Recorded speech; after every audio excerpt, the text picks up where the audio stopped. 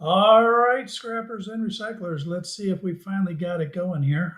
Having a lot of trouble with EVMux today. For some reason, it does not want to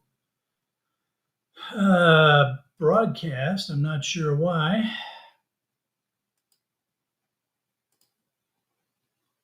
This is not making any sense.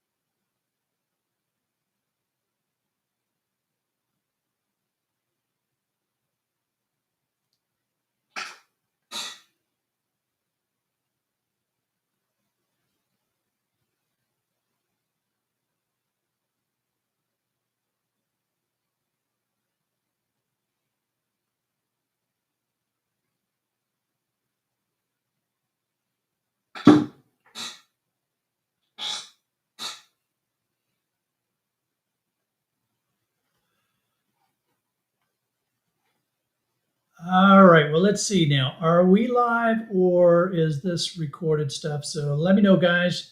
Drop me some comments here and let me know if this is actually broadcasting because I can't tell. To be perfectly honest with you, I think something's messed up with the stream.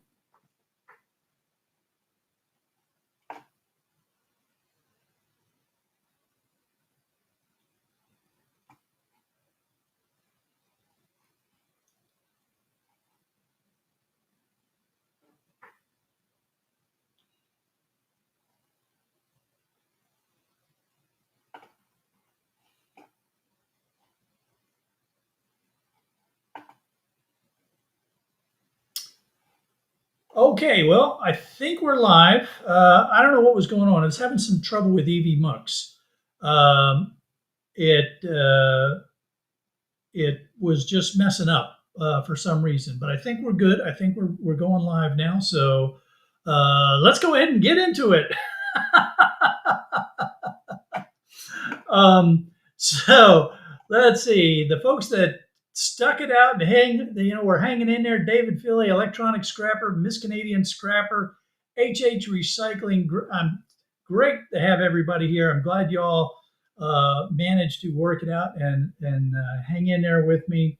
I had some problems with the software tool that I use. It's called EVMux, and it wouldn't load up properly. I don't know what was going on there. I pushed the button to go live. Normally, it just loads right up without any difficulties whatsoever.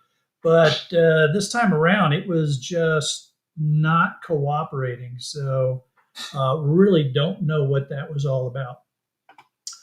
Let's get right into it though, because we're running a little bit behind schedule. So we're going to dive right into our precious metal discussion. Now, in order to do that, I'm going to have to, because I had to reset a few things, bear with me here. We're going to get that up and get that over there. And then we do that and that. And there we go. We've got the gold chart. So let me know for sure that you can see the gold spot price chart here for the APMEX chart. Just drop a comment if it's coming through okay. We went down a little bit here. We're at the 1 week view, and we can see that we had some interesting things unfold with the gold price. We climbed a little bit, slightly here. Then we had a nice big climb. We kind of plateaued a little bit, climbed again to another plateau, and now we're dropping off. And it's interesting that we're seeing this drop off here. So, okay, great. Thank you. I appreciate the feedback. So if we take a look at the 1 year chart, we can see we've had when we're not looking at the fine details, we can see that we've had this kind of weird period here where we've had this bit of a plateau with a lot of movement around this plateau of price. So, gold has been having some challenges. Let's get over here to the trading economics. When I say challenges, it's been having challenges in the sense that does it want to keep climbing, or is it going to drop, or what are we going to do? So it's this line right here that I'm talking about when I say gold is having some challenges. Don't get me wrong, the prices are great. I'm loving these prices.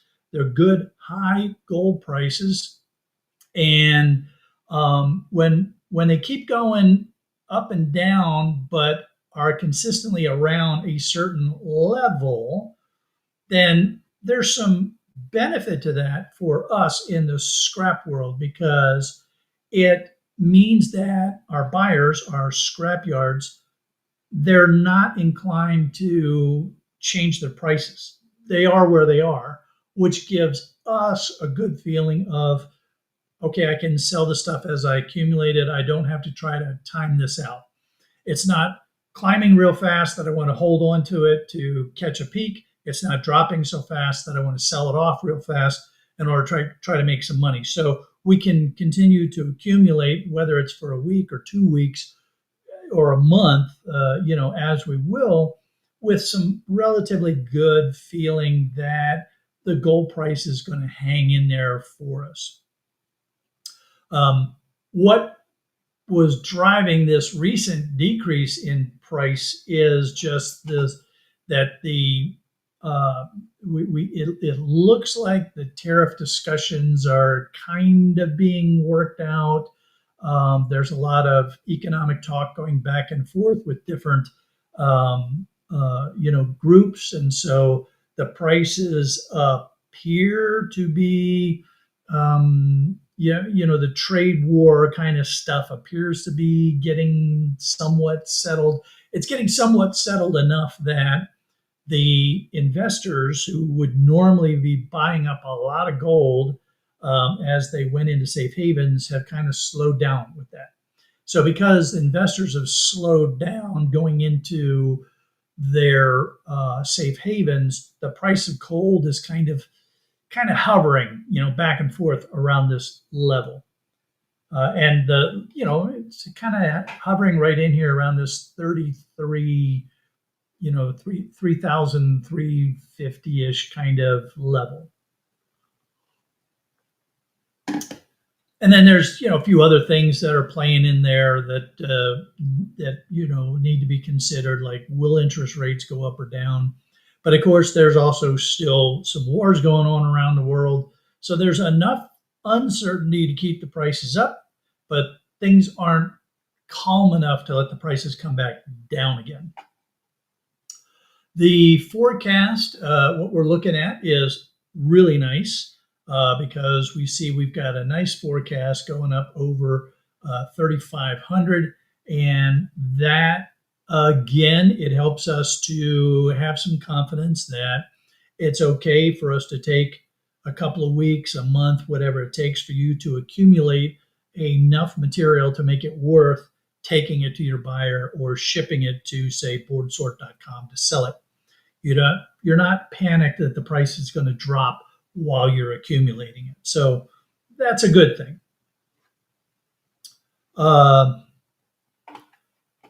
And let's see, I just got a note from Scrapping Irish that the other live is still up. Well, that's weird. All right, I gotta be honest with you. I don't know what's going on there, Irish. The EV Mux got really squirrely on me. So yeah, I'm not quite sure what's going on with the other stream too. This is going to be a weird one. Yeah, we'll see how this one plays out. So gold is doing pretty good. Now, I was doing a little more research with gold here, and I found a report from the U.S. Geologic Survey that I thought would be kind of interesting to share. This is a U.S. government document. There's no problem sharing this. And here, I'll tell you what I'm going to do. I'm going to take me out of this screen here real quick. Now, this is 2023. It's the latest data that's available because it takes some time to get the data together and publish these kind of things. But what I thought was interesting was that the production here in the U.S. was 170 tons, and that's valued at about 10 billion.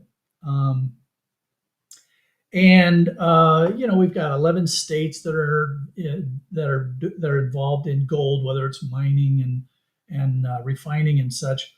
But here's the numbers that I thought were really interesting for us as scrappers. When you look at refining, you see primary, and whenever you see primary, that means the gold that's coming from ore. So they're smelting it from the ore to get the gold. When you see secondary, that means scrap.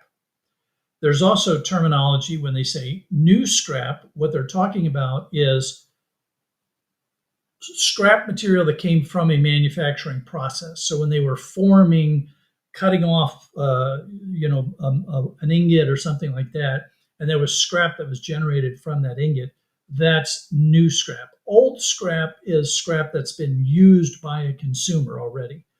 So that's where we fall in the electronic scrap world. The new and the old scrap is combined in this report. But I thought it was interesting. We see that scrap at 90 metric tons, and that's equivalent to about 36% of the reported consumption. So, and there's no reason to think that the numbers are going to change drastically. They might have some ups and downs, but for instance, right here they said domestic supply of gold from recycling decreased by 3% from 2022.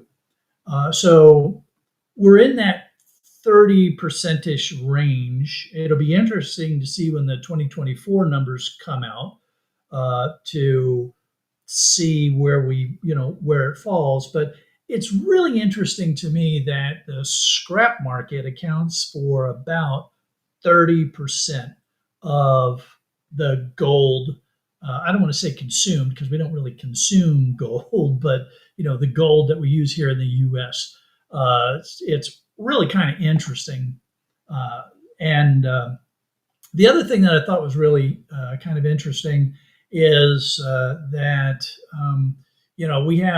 we both sell and import gold. So you've got ores and concentrates that come in to the U.S. and other places, and we're selling gold and such outside of the market too. So just really kind of interesting stuff.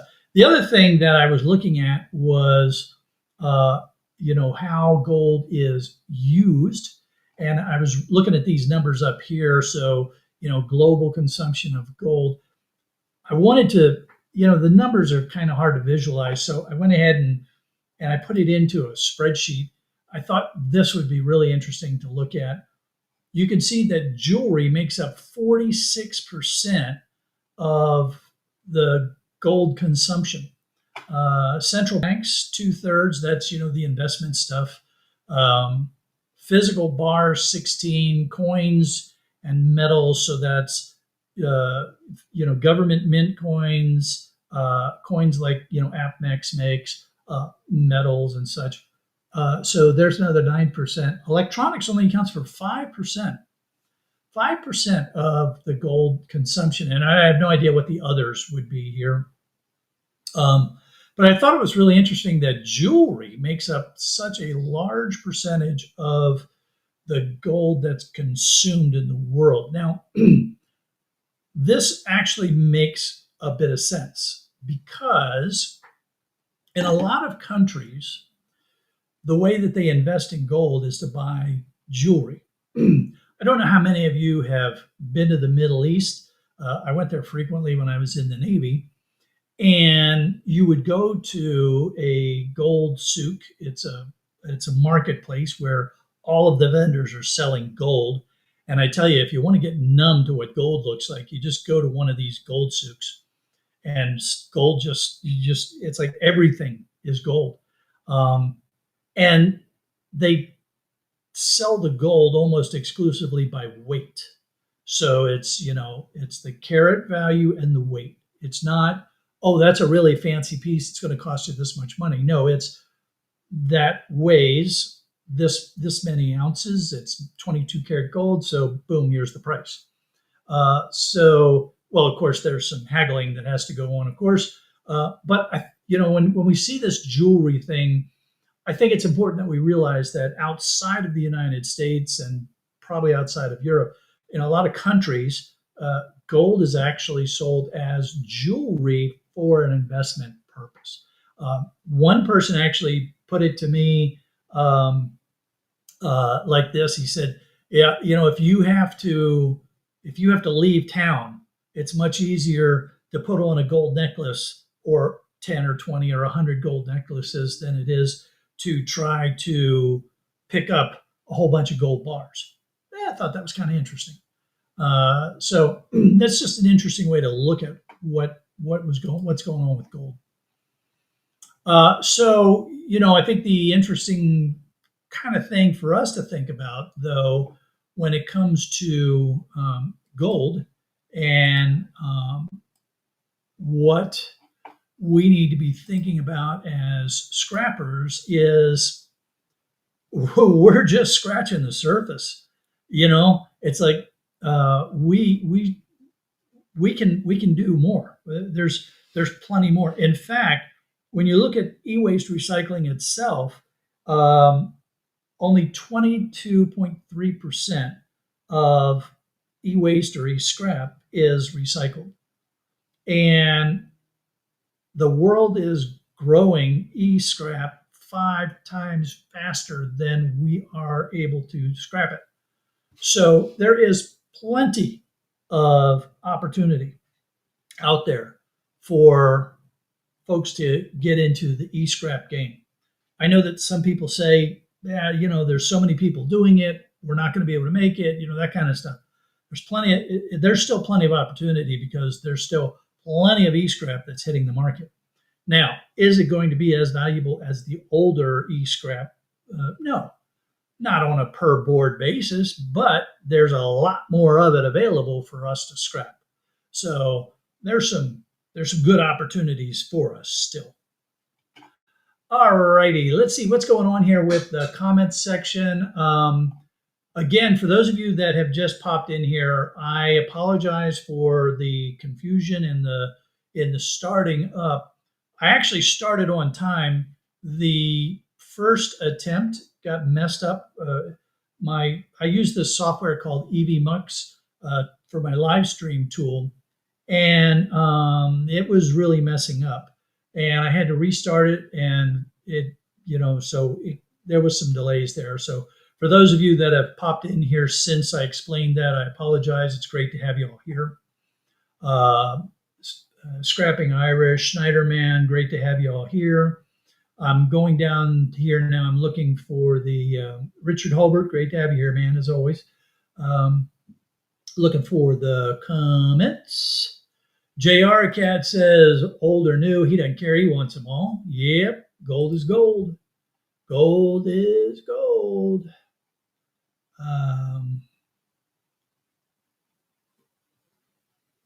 And Richard Holbert is saying that his main hobbies are lapidary fishing and gold recovery from e-waste. The gold helps pay for the other hobbies for sure. Yeah.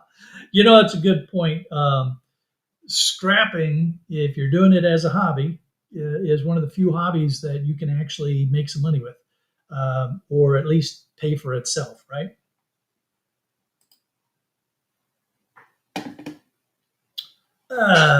Gold stacks nicely. Inflation can eat into your gold that eats paper money.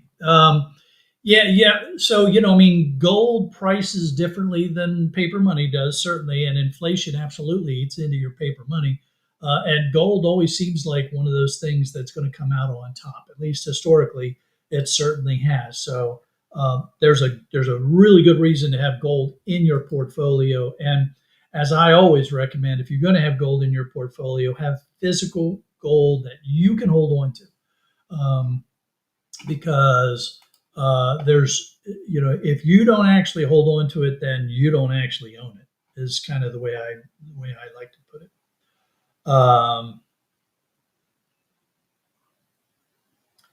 Let's see. Richard Holbert is saying that he visited the Middle East during Desert Shield and Desert Storm. They didn't let us mingle with the locals, though I saw a market like you described when he was in Thailand. Yeah, they're in Thailand too. Absolutely. And I mean, it's amazing when you see these things, because your senses become numb to the gold. There's so much of it, so much of it. Okay, so let's see. I think that's it for comments on the gold. Oh, Irish.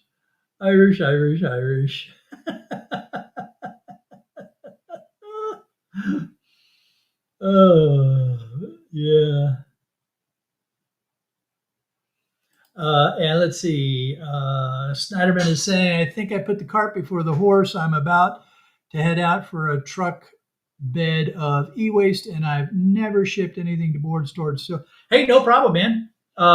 This is a great place to learn. And if you, there's lots of folks here who are happy to help with that. And if you want to learn about your e-waste, I've got all kinds of videos up on my YouTube page about how to grade boards, how to identify boards.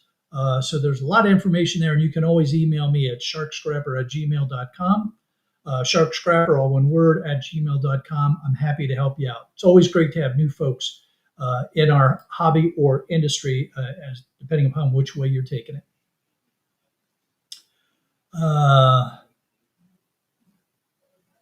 And Richard's talking about having his gold on hand. Yep. So, all right. Yes, and don't forget Oscar, absolutely, because Oscar, by the way, Snyderman, Oscar is a tool that boardsort.com has on their website that helps you to identify circuit boards. And I have a video out on how you can use it to make it easier for you. Okay, so gold's looking pretty good. We're enjoying gold right now, and usually when I get to the next subject, it's because there's something going on that we need to pay attention to, and that something that we need to pay attention to is heat. So we're talking about. I'm going to come over here. And we got to do this and this. And that didn't work the way I wanted it to. But this worked the way I wanted it to. Man, I tell you what, I'm having some problems here today, aren't I? So this is WeatherWise. It's a free app. You can get it on your PC. You can get it on your cell phone. What I want to point out here is you see all these kind of orange colored things. Those are heat advisories. You see these purple things? Extreme heat warnings.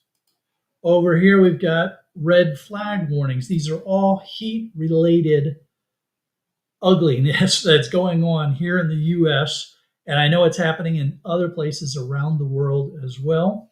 So I wanted to dedicate our safety discussion to heat and heat-related injuries and things to be careful of when you're talking about heat. I found a really cool site here. They've got a real good comparison of heat exhaustion to heat stroke, and we're going to go through that in a minute. But I think it's really important that we just remember when we're out working in the heat, you need to stay hydrated. It's good to have light, loose clothing on. So that if there's some breeze, it can help to evaporate your sweat and you can stay cooler. Wear a hat, wear sunglasses, wear sunblock, sunscreen of some sort to protect your skin and your eyes and your head. from the sun. It'll also help you to stay a little bit cooler. And the number one thing, of course, is to make sure that you're staying hydrated. And it's best to be drinking a little bit of water all the time. Sips and mouthfuls of water versus guzzling down a whole bottle at a time. Because if you're sipping it consistently throughout the day while you're outside, your body can work with that more than if you just dump a whole bunch of it in there.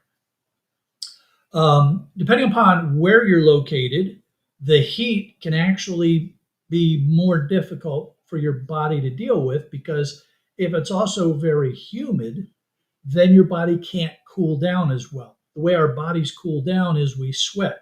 The sweat evaporates. When water evaporates, it's a transfer of energy. And so sweating is the human body's mechanism for cooling down. Well, if it's really humid, then it doesn't matter how much you sweat, it won't evaporate as well. And so you can't get rid of that heat. That's why if you're in Florida or another very humid place like the Carolinas, or even Maryland or Virginia during the summertime, it gets really humid and you can get overheated very, very quickly. So if it's a hot and humid day, you need to be even more careful than if it's a hot and dry day. Now, we talk about heat exhaustion and heat stroke. It's very easy to get these two things confused. That's why I like when I found this particular graphic, because it really helps you to understand that heat exhaustion is something that we can manage ourselves. We get a little bit faint or dizzy. We have excessive sweating. Our skin is cool and pale and clammy. All right, so we're still sweating. Our skin is still wet. We might feel some nausea, might even vomit. Our pulse can become rapid and weak, and we might even get muscle cramps. Now, I have been through this. I've had this. There were a couple of things that I was involved in where, for various reasons, in a jungle environment and unable to get, just literally ran out of water, and things got really bad for a while. So this is a miserable, miserable thing to deal with. But it's manageable. If you can get yourself into the shade, if you can get yourself into a cooler environment, if you can be sipping water, as long as you or the person that you're with is conscious and you can sip water, you can help to manage and deal with heat exhaustion. Heat stroke, on the other hand, is an emergency. If you're in the United States, you need to call 911 when you see someone have these symptoms. If you start going into heat stroke, you need to call it if there's no one around. And one of the biggest things you'll notice is that your skin will go dry, and it'll get really hot. And so if you're by yourself or you're with someone and you notice that they stopped being cold and clammy and they're now hot, dry skin, they have passed into heat stroke and they're in a very dangerous situation. Because their body temperature has gone above 103 to 104 Fahrenheit, and that can cause your brain to start doing bad things. It can actually damage your brain. It can be hard on your organs, and you will probably pass out if you're not treated. So that's one of the reasons why this becomes very, very dangerous. So if you or someone that you're with goes from being hot and sweaty and clammy and a little dizzy to dry skin, passing out, warm to the touch, call 911, get them to the hospital. While you're waiting to get them to the hospital, do whatever you can to cool them down. Cold compresses, hose them down if you have a hose available. Do everything you can to get them cooled down, because it can be life-threatening at that stage. And this is really important. Never give an unconscious person anything to drink, because they will probably choke on it and die. So, don't do that. All right. So, what have you all had to say about heat stroke? Richard Holbert works outside in Florida, so yeah. Hey man, you got it, man. You know, when you grow up in this environment, you understand it. Um, and it's funny to me though that there are still people that don't get it. They either forget or they think they're invincible. So yeah, don't get callous to the heat just because you grew up in Florida. But hey, man, I understand. Um, Freaking awesome's in the house. Great to have you here, man. Great to see you again. Uh, let's see. HH Recycling. I used to haul hay to Pinellas Park, and those guys would hand bomb 750 bales without a break. Yeah. Um, it's funny what we could do when we were younger and what we can do when we're acclimated to heat.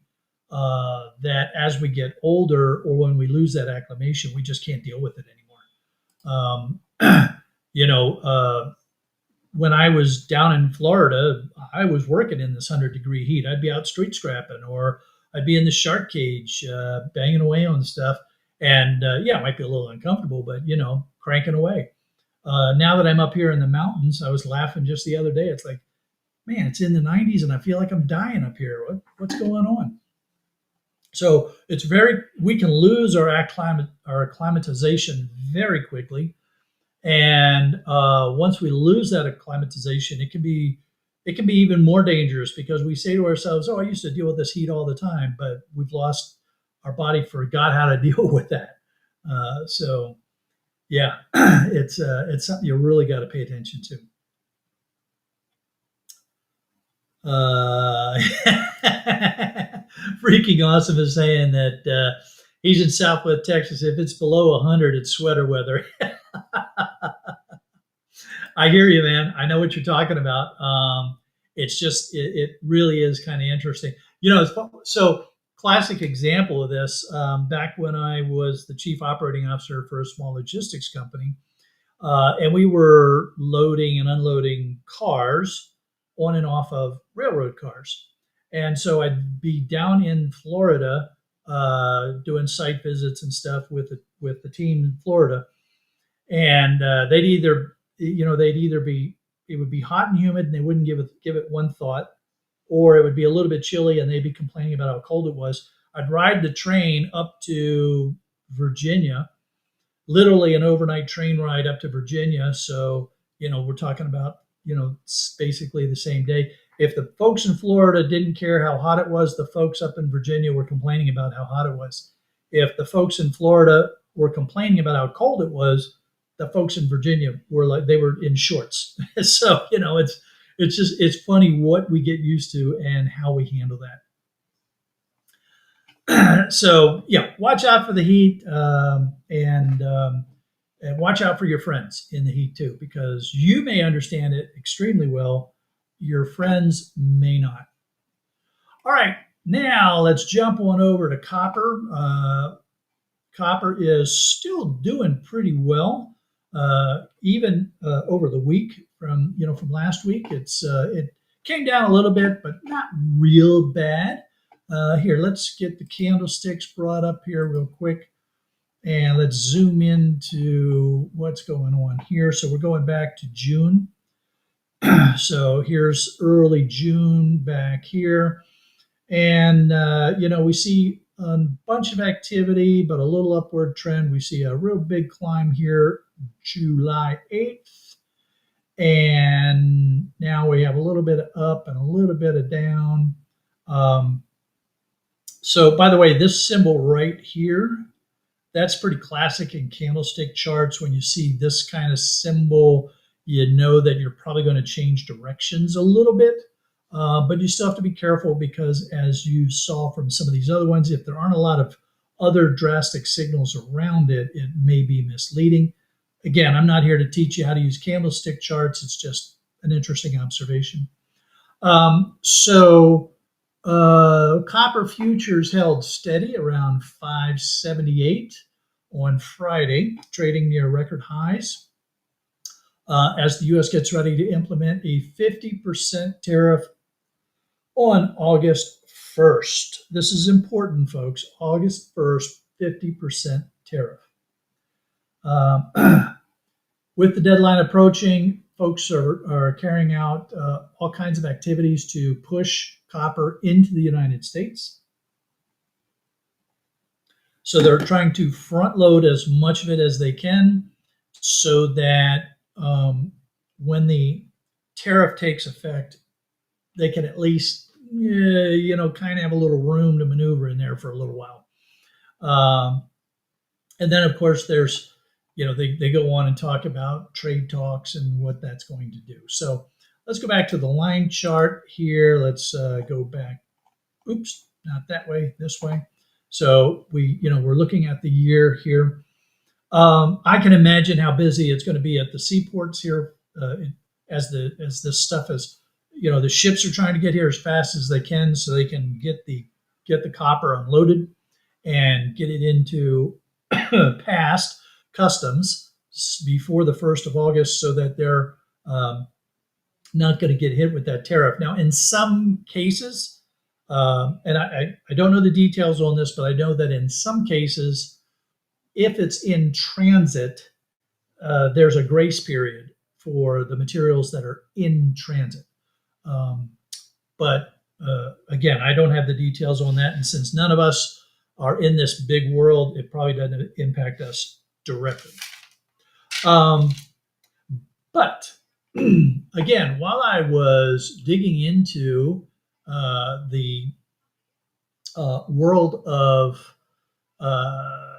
scrap and stuff, I found a really cool, this is another USGS report about, here, let me go up to the top here and show it to you. This is the U.S. Geologic Survey Mineral Industry Survey, so it's a government document. And this report is the 2024 report on copper. So I thought that was really kind of cool that we have all this material that's available to us. Any of you can look it up and, take a look at it. Like, for instance, here in the United States, I'm sure most of you knew this, but for those of you that didn't, we produce about $10 billion worth of copper. That's about 1 million tons. 70% of it is coming from the state of Arizona. And still we import about 45% of our copper. It's there, that's a very rough number. It's going to change from year to year. And if you look at month to month, it changes even more. Now, one of the things that I want to do is I want to go down here because there was some really cool stuff for us to think about as scrappers.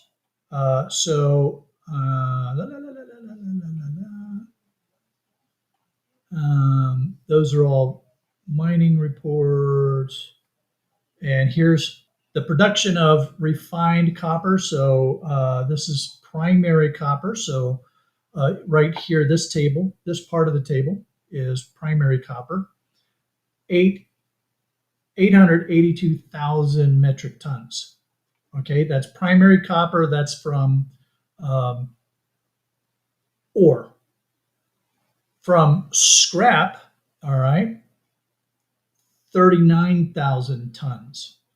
So that means that about 4% of the copper that we produce or refine here in the U.S. is coming from our scrap. That's kind of interesting to me. 4%. We bring in so much scrap copper, but I guess we also produce a lot of copper. So, I really kind of thought the number was going to be higher, but it's about 4%. Okay. Now, if we go down to this next table here, I thought this one had some other interesting numbers for us. because it breaks it down by new scrap and old scrap. And who's using it? Refineries, ingot makers, the brass and wire rod mills, and the foundries. I added up all of these old scrap numbers. Now remember, old scrap is scrap that consumers used. Folks, the stuff that most of us bring in. Now, some of us will get new scrap, the stuff that's left over from a manufacturing process, but most of us are bringing in old scrap. So I added up all these old scrap numbers, and I came up with 119,200 metric tons, which accounts for about 14.7-ish% of the copper that's recovered as scrap. So remember, you've got, of the copper consumed in the U.S., there's about the scrap copper makes up about 4% of that. Of that 4%, about 14% is from old scrap. So, it's you kind of say to yourself, you wish those numbers were bigger, right? You just wish those numbers were bigger. But there's a reason why the numbers aren't bigger, and that's because, well, we go through a lot of copper. So there's a whole lot of copper that's getting used. And so a lot of it is coming from ore. And so there's only so much copper that we're going to get our hands on.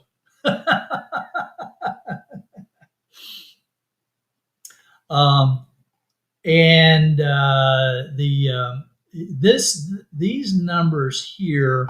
So this is U.S. production shipments and stocks of brass and rewired. It's interesting because it breaks it down because copper is a major part of brass, so that's why you see the brass wrapped up in this report as well. Here's U.S. consumption of refined copper. So you got brass mills and wire rolls and other plants, and you see the copper. So here's the 2023 numbers right here down at the bottom. And then we have the total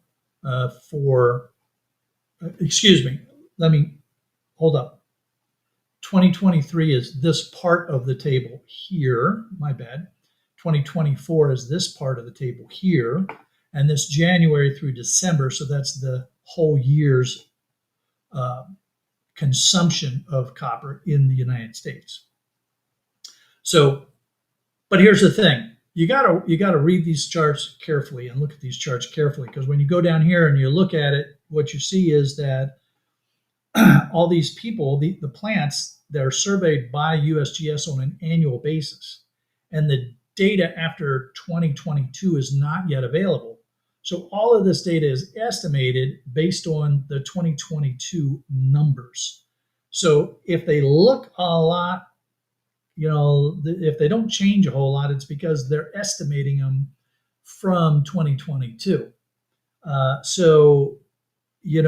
What's going to be interesting to me is when we get some real data and we get out of the estimating portion and we see what the real data looks like after another year or so of the tariffs being in place. What's going to happen? What is that going to look like? So be careful when you read these reports, because if you don't get in here in these footnotes and read these footnotes, you can easily get confused about what's real data, what's estimated based on data from some point previously.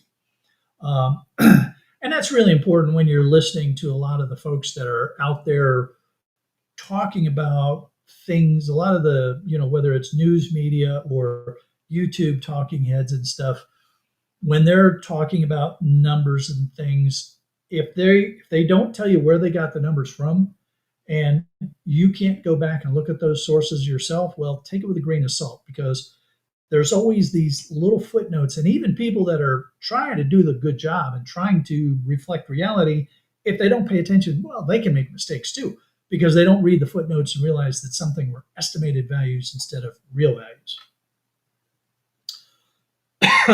So This table here, table 8, I thought was interesting. U.S. apparent consumption. So this is an attempt by USGS to understand the consumption of copper in the United States.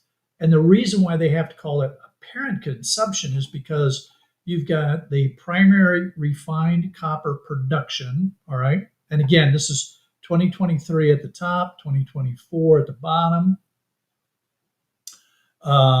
And these are based on 2022 data with numbers that have been forecasted out based on 2022.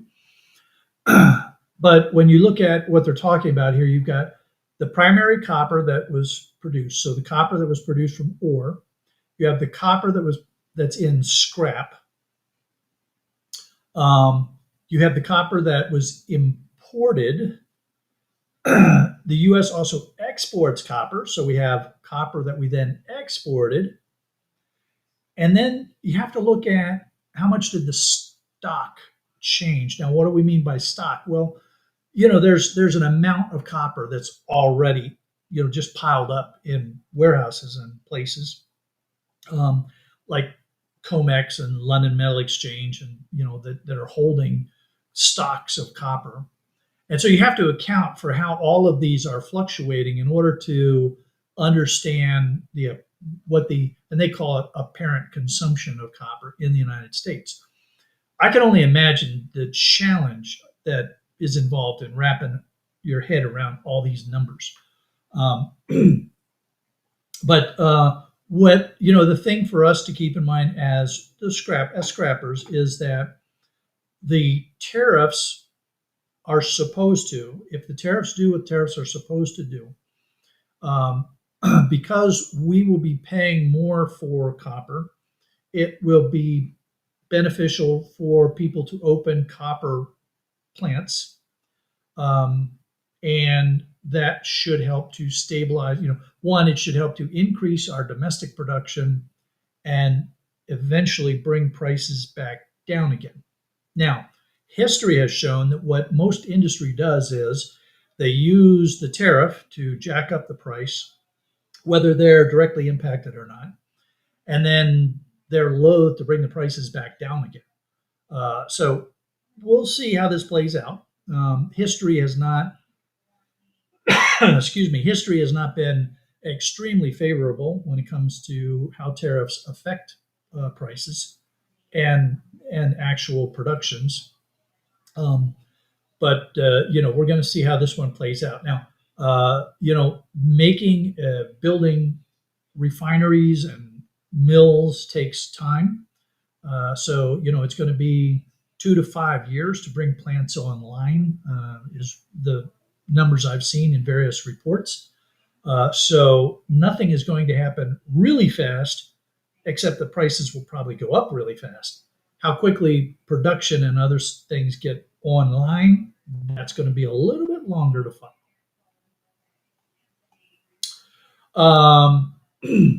And then here we have U.S. consumption of purchased copper-based scrap. So this is another really important number for us, because we see that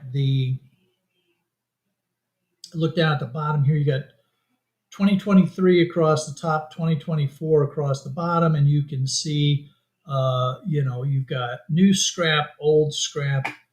So they're roughly close for the smelters and refiners.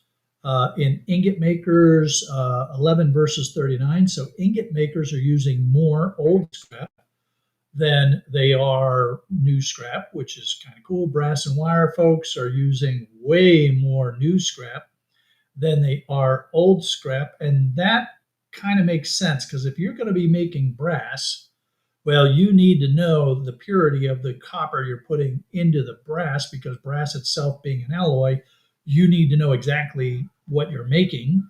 And so it stands to reason that they're going to be using more new scrap. And why would they be using more new scrap? Because remember, that new scrap was from a production. So that production house, they knew the purity of the copper they were using. So it stands to reason that brass manufacturers would use more new scrap than old.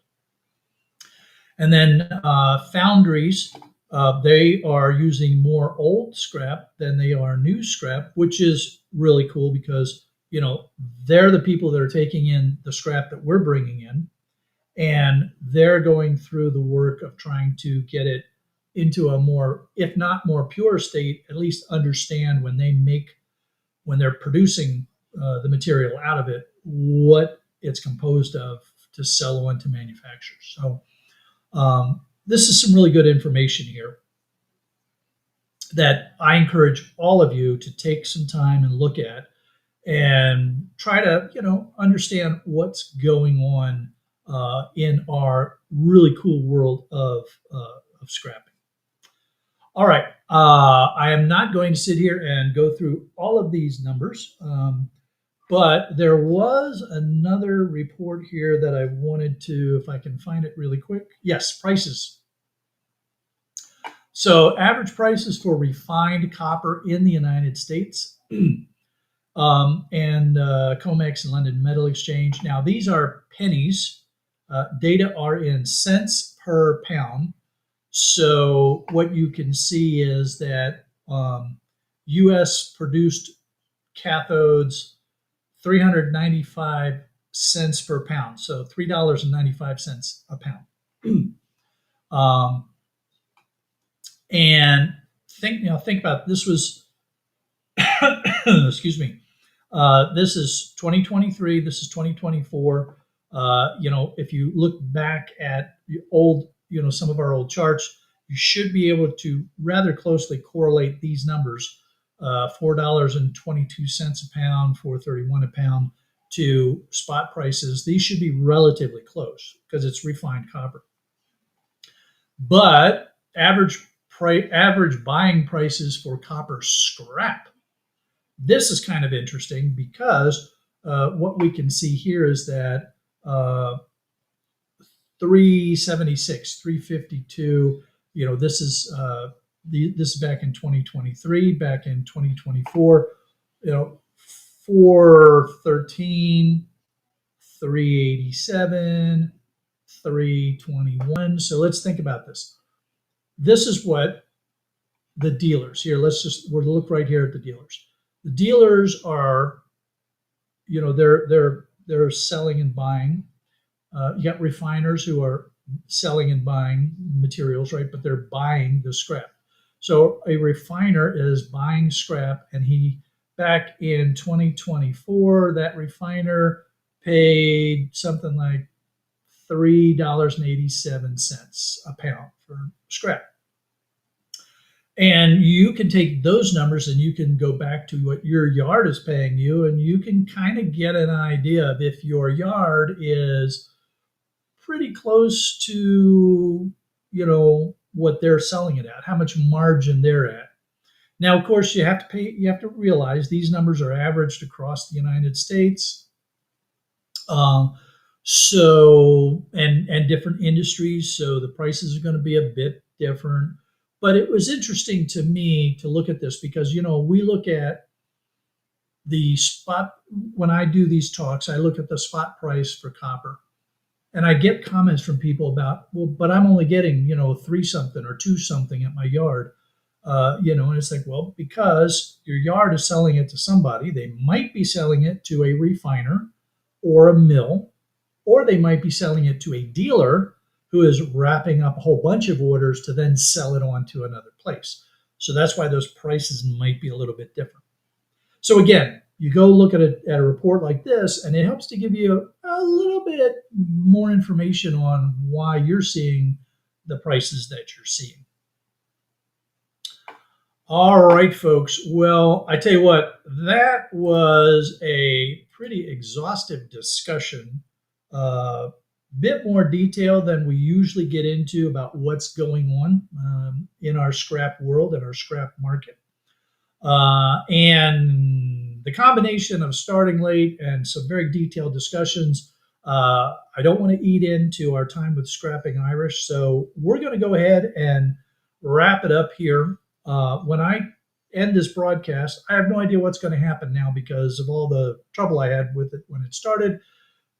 Either way, if you don't get automatically redirected over to Ireland, please go into YouTube, type in Scrapping Irish, and come join us over in Ireland where we can carry on the conversation. If you have questions from any of this discussion, please feel free to ask over there, and we'll see what happens when we're over there because you never really know who's going to pop in and what questions are going to get asked. I will see you all over in Ireland. If I don't, have a safe week and please be careful with the heat.